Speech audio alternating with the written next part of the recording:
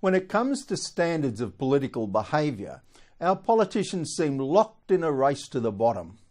When one side finds a new way to play dirty, the other side soon reciprocates. While in opposition, they vigorously protest against some lapse in behaviour, blatant use of government advertising for party advantage, for instance, but when back in government, they do much the same thing. In opposition, they ask us to vote for them on the basis of their moral superiority, but back in government, their defence of bad behaviour starts out as, "We're not as bad as the last lot," then ends up as, "We're no worse than the last lot." While in opposition, Tony Abbott set new lows in negativity and obstructiveness. Now in government, he's breaking the long-standing convention that governments don't delve into the activities of their predecessors and certainly don't look at their predecessors' cabinet papers.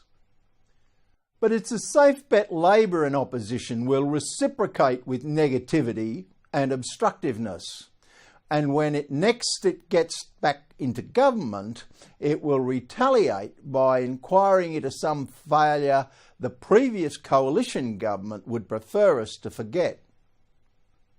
Already Abbott and his ministers are saying the opposite of what they said while in opposition on various issues.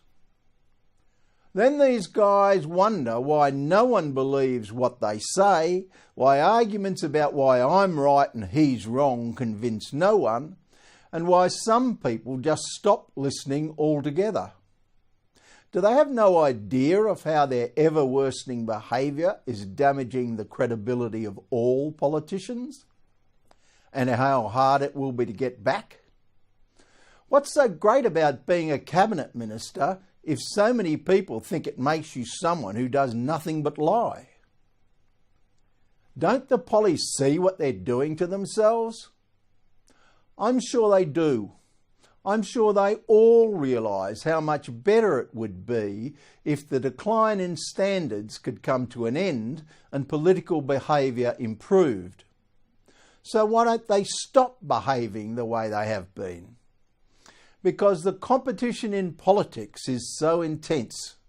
Because I'm afraid that if I stopped, you'd take advantage of my good behaviour to beat me. And you don't make the first move for the same reason. This is a form of market failure economists call a collective action problem. It's a situation where competitors can see they've fallen into mutually destructive behaviour, but no one feels they're able to stop doing what they shouldn't be doing for fear of getting creamed by the others. In the economy, the answer is for the government to intervene in the market and impose a solution equally on all parties. Everyone is left better off, no one is left worse off. But when the collective action problem occurs in government itself, the answer isn't as obvious.